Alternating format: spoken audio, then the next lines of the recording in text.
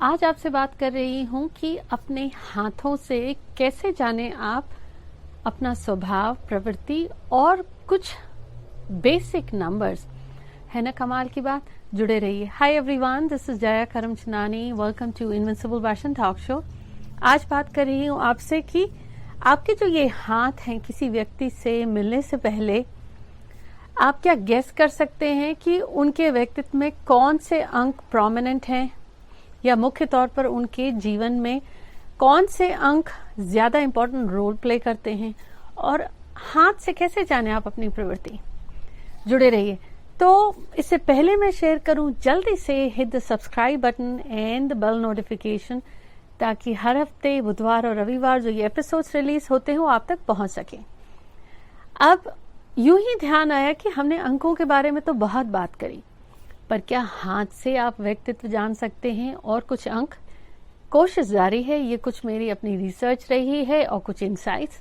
तो चलिए, हाथ आप जब भी किसी व्यक्ति का देखते हैं तो हाथों में आपको ये अपनी हथेली का ये हिस्सा एक है, और एक आपकी ये फिंगर्स जो उंगली हैं आपकी।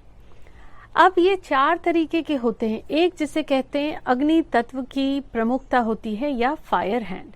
जिनका फायर हैंड होता है उनका ये जो हथेली का हिस्सा है वो लंबा होता है, और जो फिंगर्स होती हैं, उंगली होती है, वो छोटी होती हैं।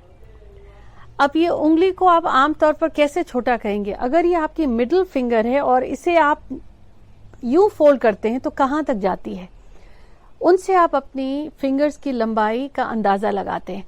तो अगर चौड़ाई नापनी होती है तो अंगूठे से लेकर के यहां किनारे तक नापिए चौड़ाई।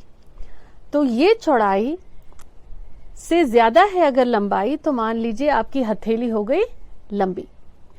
तो अगर आपके हाथ ये लंबे हैं, हथेली लंबी है, और ये फिंगर्स थोड़ी उससे छोटी हैं, यानी हथेली के मुकाबले ये छोटी हैं, तो इनको कहते हैं अग्नि तत्व की प्रमुखता, या फायर हैंड। अब इससे क्या पता चले? पहले तो तीन चीज। राशि है जिनकी एरीज यानी मेष, लियो यानी सिंह, और सैजिटेरियस यानी धनु। तो आमतौर पर कहते हैं कि इनका एलिमेंट होता है फायर का, यानी कि उनके व्यक्तित्व में अग्नि तत्व ज्यादा दिखता है। अब फायर हैंड या अग्नि तत्व, इसका क्या मतलब हुआ? यानी कि ये आमतौर पर एक्सट्रोवर्ट होते हैं, शाय नहीं होते हैं, लोगों से कॉन्फिडेंटली बात कर सकते हैं, उनमें बहुत एक एनर्जी होती है, खाली नहीं बैठ सकते। मतलब एक जहां आग लगी नहीं होती है कि कुछ करना है, आप देखेंगे उनके व्यक्तित्व में हमेशा वो एनर्जी रहती है, और एक्टिव होते हैं, चीजों को करना जानते हैं, समेटना जानते हैं, और अगर इनको आपने कोई जिम्मेदारी सौंप दी तो they are ready to take the charge. आप देखिए अपना हाथ, क्या आपका है फायर हैंड? अगर है तो क्या ये आपने अपने स्वभाव में पाया कि आप में एनर्जी होती है? अब अगर आग है तो उसको कंट्रोल करना भी चाहिए, यानी गुस्सा भी आ सकता है, तो एनर्जी को बैलेंस करना भी इनको आता है। तो ये तो बात करी हमने फायर हैंड की। अब बात करते हैं अर्थ हैंड, यानी पृथ्वी तत्व जिनके हाथों में ज्यादा होता है। वो जिनकी हथेली, मतलब चौड़ाई आप लें और लंबाई तो बराबर हो, यानी चौकोर आकार की हो, स्क्वायर। तो वो जिनकी हथेली चौकोर आकार की होती है और उंगलियां भी थोड़ी सी छोटी होती हैं, शॉर्ट होती हैं, आप स्क्रीन पर जैसे देख रहे हैं, तो उनको कहते हैं अर्थ हैंड। अब राशि है जैसे टॉरस, वृषभ राशि, वर्गो यानी कन्या, और कैप्रिकॉर्न यानी मकर।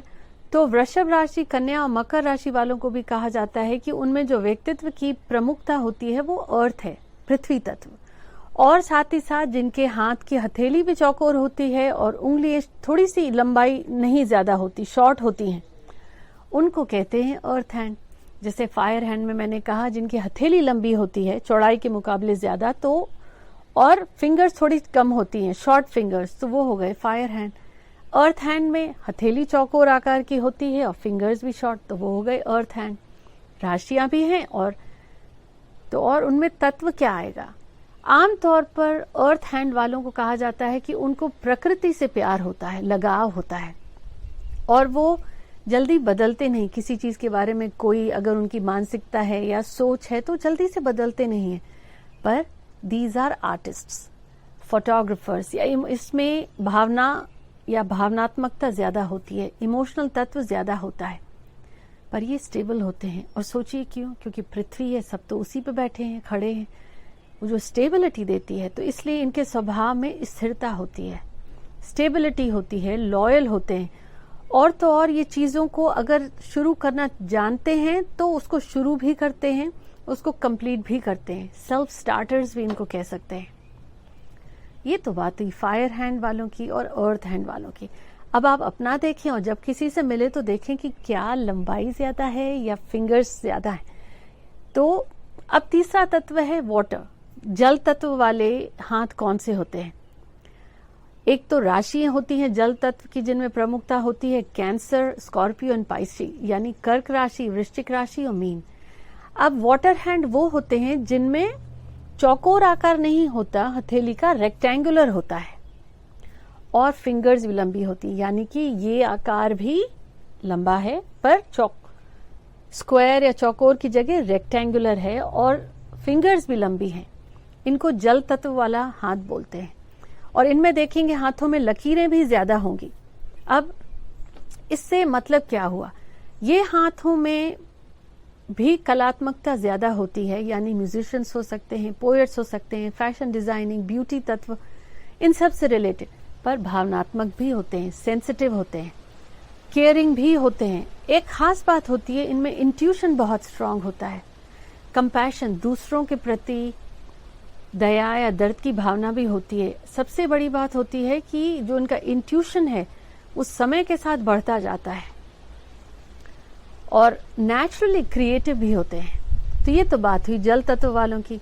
अब अगर हम बात करें एयर एलिमेंट जिनमें ज्यादा होता है, वायु तत्व ज्यादा होता है, वो राशियां हो गई जेमिनाई, लिब्रा एंड एक्वेरियस, यानी मिथुन राशि हो गई, तुला राशि हो गई और कुंभ राशि। अब अगर किसी का ये देखें कि ये भी स्क्वायर है, चौकोर है, और फिंगर्स भी लंबी हैं, ध्यान दीजिएगा तत्व की डिफरेंसेस मैं शेयर कर रही हूं। अगर किसी की हथेली भी चौकोर आकार की है और फिंगर्स भी लंबी हैं, तो ऐसे हाथों को एयर हैंड कहा जाता है। अब इसका क्या मतलब? वो ऐसे हाथ मतलब उनमें पैशन, फोकस होगा, जुनून होगा।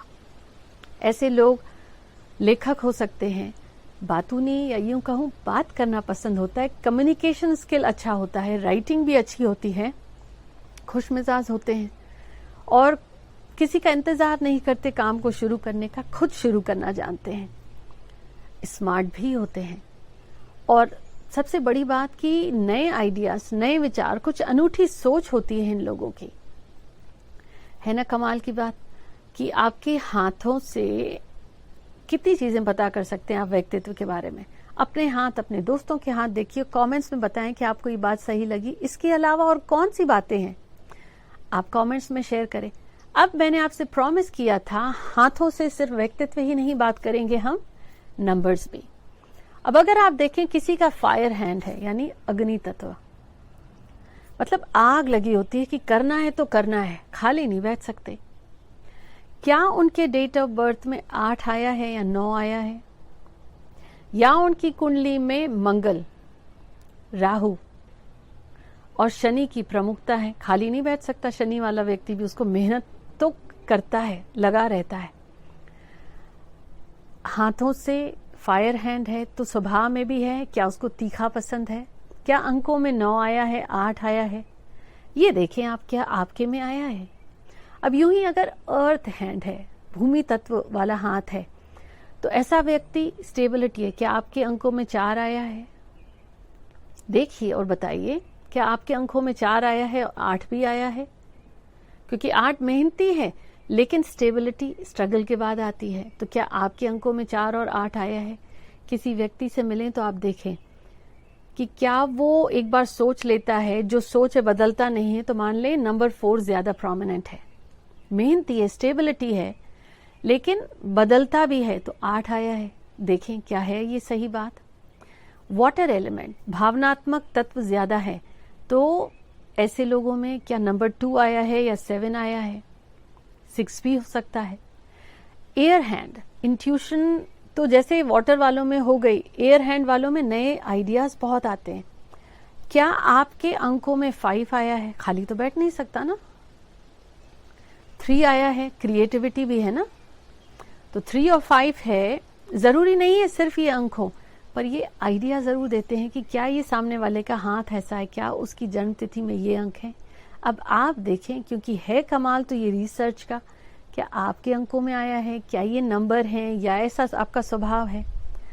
बगैर डेट ऑफ बर्थ जाने हाथों से ही आप इतना कुछ जान सकते हैं। चलिए कमेंट्स में मुझे शेयर करिए कि आपके हाथों में आपको कौन सी बात दिखती है पर्सनैलिटी के बारे में। शेयर करना न भूलें। I'll see you soon. Take care.